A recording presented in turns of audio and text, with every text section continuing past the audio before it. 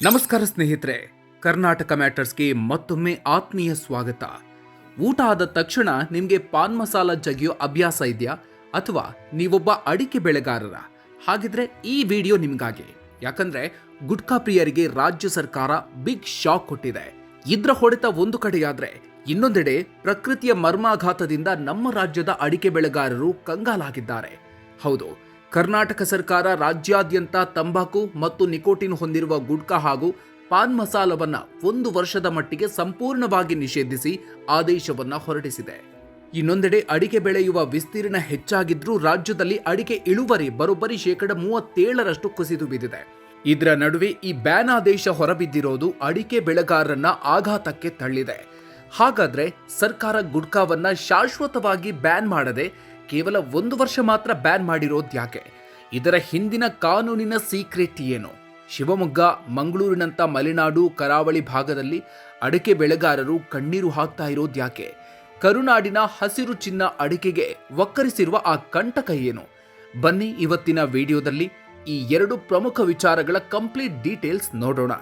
Video ಶುರು ಮಾಡೋದಕ್ಕೂ ಮೊದಲು ನೀವಿನ್ನೂ ನಮ್ಮ ಚಾನಲ್ಗೆ ಸಬ್ಸ್ಕ್ರೈಬ್ ಆಗಿಲ್ಲ ಅಂದ್ರೆ ಈಗಲೇ ಸಬ್ಸ್ಕ್ರೈಬ್ ಆಗಿ, ಹಾಗೆ ಪಕ್ಕದಲ್ಲೇ ಇರೋ ಬೆಲ್ ಐಕಾನ್ ಪ್ರೆಸ್ ಮಾಡಿ.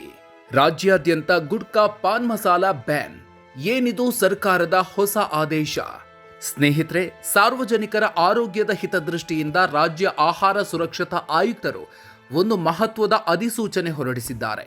ಇದರ ಪ್ರಕಾರ ತಂಬಾಕು ಮತ್ತು ನಿಕೋಟಿನ್ ಅಂಶವನ್ನು ಹೊಂದಿರುವ ಗುಟ್ಕಾ ಹಾಗೂ ಪಾನ್ ಮಸಾಲಗಳನ್ನು ಉತ್ಪಾದನೆ ಮಾಡುವಂತಿಲ್ಲ, ಶೇಖರಣೆ ಮಾಡುವಂತಿಲ್ಲ ಮತ್ತು ಎಲ್ಲೂ ಮಾರಾಟ ಮಾಡುವಂತಿಲ್ಲ. ಕೇವಲ ರೆಡಿಮೇಡ್ ಗುಟ್ಕಾ ಮಾತ್ರ ಅಲ್ಲ, ತಂಬಾಕನ್ನು ಪ್ರತ್ಯೇಕವಾಗಿ ಪ್ಯಾಕ್ ಮಾಡಿ ನಂತರ ಗ್ರಾಹಕರು ಅಂಗಡಿಯಲ್ಲೇ ಸುಲಭವಾಗಿ ಮಿಕ್ಸ್ ಮಾಡಿ ತಿನ್ನುವಂತೆ ಮಾರಾಟ ಮಾಡೋದನ್ನು ಕೂಡ ಸಂಪೂರ್ಣವಾಗಿ ನಿಷೇಧಿಸಲಾಗಿದೆ. ಇದು ಇಡೀ ರಾಜ್ಯಾದ್ಯಂತ ಅನ್ವಯವಾಗಲಿದ್ದು, ನಿಯಮ ಮೀರಿದ್ರೆ ಕಠಿಣ ಶಿಕ್ಷೆ ವಿಧಿಸಲಾಗುತ್ತೆ. ಶಾಶ್ವತ ಬ್ಯಾನ್ ಮಾಡದೆ ಕೇವಲ 1 ವರ್ಷ ಮಾತ್ರ ಬ್ಯಾನ್ ಮಾಡಿರೋದ್ಯಾಕೆ? ಏನಿದರ ಹಿಂದಿನ ಕಾರಣ? ಇಲ್ಲಿ ನಿಮ್ಗೊಂದು ಸಿಂಪಲ್ ಡೌಟ್ ಬರಬಹುದು. ಸರ್ಕಾರಕ್ಕೆ ನಿಜವಾಗ್ಲೂ ಜನರ ಆರೋಗ್ಯದ ಮೇಲೆ ಕಾಳಜಿ ಇದ್ರೆ ಶಾಶ್ವತವಾಗಿ ಬ್ಯಾನ್ ಮಾಡಬಹುದಿತ್ತಲ್ವಾ? ಕೇವಲ 1 ವರ್ಷ ಮಾತ್ರ ಯಾಕೆ ಅಂತ. ಇದರ ಹಿಂದೆ ಒಂದು ಕಾನೂನಿನ ಸೀಕ್ರೆಟ್ ಇದೆ. ಕೇಂದ್ರ ಆಹಾರ ಭದ್ರತೆ ಮತ್ತು ಗುಣಮಟ್ಟ ಕಾಯ್ದೆ 2006ರ ಪ್ರಕಾರ ರಾಜ್ಯದ ಆಹಾರ ಸುರಕ್ಷತಾ ಆಯುಕ್ತರಿಗೆ ಯಾವುದೇ ಹಾನಿಕಾರಕ ವಸ್ತುವನ್ನ ಗರಿಷ್ಠ 1 ವರ್ಷದ ಅವಧಿಗೆ ಮಾತ್ರ ನಿಷೇಧಿಸುವ ಅಧಿಕಾರ ಇದೆ. ಒಂದು ವೇಳೆ ಒಂದೇ ಬಾರಿಗೆ ಶಾಶ್ವತ ನಿಷೇಧ ಹೇರಿದ್ರೆ ಬೃಹತ್ ತಂಬಾಕು ಕಂಪನಿಗಳು ತಕ್ಷಣವೇ ಕೋರ್ಟ್ ಮೆಟ್ಟಿಲೇರಿ ಸ್ಟೇ ಆರ್ಡರ್ ತಂದುಬಿಡತ್ತೆ. ಇದನ್ನ ತಪ್ಪಿಸೋಕೆ ಅಂತಾನೆ ಸರ್ಕಾರ ಪ್ರತಿ ವರ್ಷವೂ ಈ ನಿಷೇಧವನ್ನ 1 ವರ್ಷದ ಮಟ್ಟಿಗೆ ರಿನ್ಯೂವಲ್ ಮಾಡ್ತಾ ಬರ್ತಿದೆ. 2013ರಲ್ಲೇ ರಾಜ್ಯದಲ್ಲಿ ಗುಟ್ಕಾ ಬ್ಯಾನ್ ಆಗಿದ್ರು ಕೋರ್ಟ್ನಿಂದ ಸೇಫ್ ಆಗಿರಲು ಪ್ರತಿ ವರ್ಷ ಈ ರೀತಿ ಹೊಸ ಆದೇಶ ಹೊರಡಿಸಲಾಗುತ್ತೆ.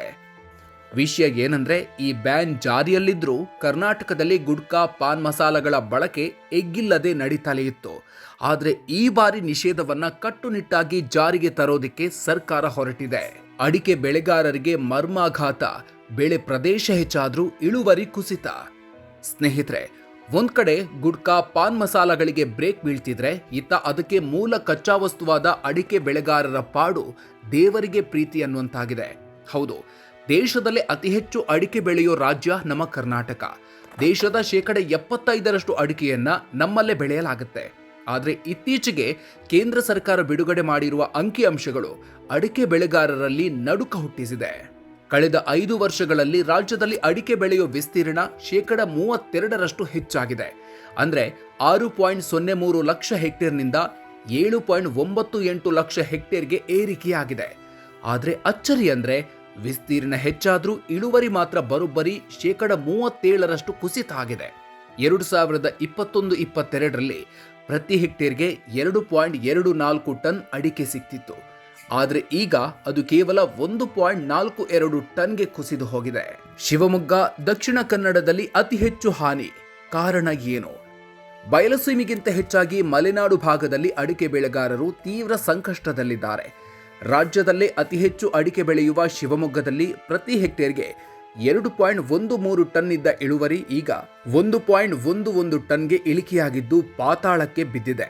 ದಕ್ಷಿಣ ಕನ್ನಡ, ಉಡುಪಿ ಹಾಗೂ ಉತ್ತರ ಕನ್ನಡ ಜಿಲ್ಲೆಗಳಲ್ಲೂ ಉತ್ಪಾದನೆ ಅರ್ಧಕ್ಕರ್ಧ ಕುಸಿದಿದೆ. ಈ ದಿಢೀರ್ ಕುಸಿತಕ್ಕೆ ಪ್ರಮುಖ ಕಾರಣ ರೋಗಬಾಧೆ ಮತ್ತು ಹವಾಮಾನ ವೈಪರೀತ್ಯ.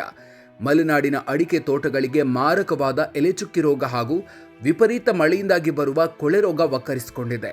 ಮರಗಳು ಹಳದಿ ಬಣ್ಣಕ್ಕೆ ತಿರುಗಿ ಕಾಯಿಗಳು ಉದುರಿ ಮಣ್ಣಾಗ್ತಿವೆ. ಕೃಷಿ ತಜ್ಞರ ಪ್ರಕಾರ ಮಲೆನಾಡಿನಲ್ಲಿ ಏಕಬೆಳೆ ಪದ್ಧತಿ ಮಾಡಿದ್ರಿಂದ ಈ ರೋಗ ವೇಗವಾಗಿ ಹರಡ್ತಿದೆ. ಹೀಗಾಗಿ ಅಡಿಕೆ ಜೊತೆಗೆ ಇತರೆ ಬೆಳೆಗಳನ್ನು ಬೆಳೆಯುವ ಬಹುಬೆಳೆ ಪದ್ಧತಿ ಅಳವಡಿಸಿಕೊಳ್ಳೋದು ಅನಿವಾರ್ಯ ಅಂತ ತಜ್ಞರು ಹೇಳ್ತಾ ಇದ್ದಾರೆ. ಗುಟ್ಕಾ ಬ್ಯಾನ್ನಿಂದ ಮತ್ತಷ್ಟು ಸಂಕಷ್ಟ. ಹಾಗಾದ್ರೆ ಮುಂದೇನು? ರೈತರ ಸಂಕಷ್ಟಕ್ಕೆ ಸ್ಪಂದಿಸಿರುವ ಸರ್ಕಾರ ಎಲೆಚುಕ್ಕಿ ರೋಗ, ಹಣ್ಣು ಕೊಳೆ ರೋಗ ನಿಯಂತ್ರಣಕ್ಕೆ ಹಾಗೂ ಹೈಬ್ರಿಡ್ ತಳಿಗಳ ಪ್ರೋತ್ಸಾಹಕ್ಕೆ ಹಲವು ಕಾರ್ಯಕ್ರಮಗಳನ್ನು ಹಮ್ಮಿಕೊಂಡಿದೆ. ಆದರೆ ಇದರ ನಡುವೆಯೇ ಗುಟ್ಕಾ ನಿಷೇಧ ಮಾಡಿದೆ. ಇದರಿಂದ ಮುಂದಿನ ದಿನಗಳಲ್ಲಿ ಅಡಿಕೆ ರೇಟ್ ಕಡಿಮೆಯಾಗೋ ಎಲ್ಲ ಸಾಧ್ಯತೆ ಇದೆ. ಈ ಬಗ್ಗೆ ನೀವೇನು ಹೇಳ್ತೀರಿ? ಗುಟ್ಕಾ ಬ್ಯಾನ್ ಮಾಡಿರುವ ಸರ್ಕಾರದ ನಿರ್ಧಾರ ಸರಿಯಾಗಿದೆಯಾ? ಇದರಿಂದ ಅಡಿಕೆ ದರಕ್ಕೆ ಹೊಡೆತ ಬೀಳುತ್ತಾ? ಕಾಮೆಂಟ್ ಬಾಕ್ಸ್ನಲ್ಲಿ ತಪ್ಪದೆ ನಿಮ್ಮ ಅನಿಸಿಕೆ ಹಂಚಿಕೊಳ್ಳಿ. ಈ ಇನ್ಫಾರ್ಮೇಟಿವ್ ವಿಡಿಯೋ ನಿಮಗೆ ಇಷ್ಟ ಆಗಿದ್ದರೆ ವಿಡಿಯೋ ಲೈಕ್ ಮಾಡಿ ಮತ್ತು ಪ್ರತಿಯೊಬ್ಬರಿಗೂ ಶೇರ್ ಮಾಡಿ. ಇದೇ ರೀತಿಯ ಮತ್ತಷ್ಟು ಇಂಟ್ರೆಸ್ಟಿಂಗ್ ಅಪ್ಡೇಟ್ಸ್ ಮತ್ತು ನ್ಯೂಸ್ಗಾಗಿ ಮರೆಯದೆ ನಮ್ಮ ಕರ್ನಾಟಕ ಮ್ಯಾಟರ್ಸ್ ಯೂಟ್ಯೂಬ್ ಚಾನಲ್ಗೆ ಸಬ್ಸ್ಕ್ರೈಬ್ ಆಗಿ.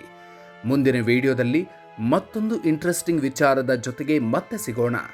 ಅಲ್ಲಿವರೆಗೂ ನಮಸ್ಕಾರ.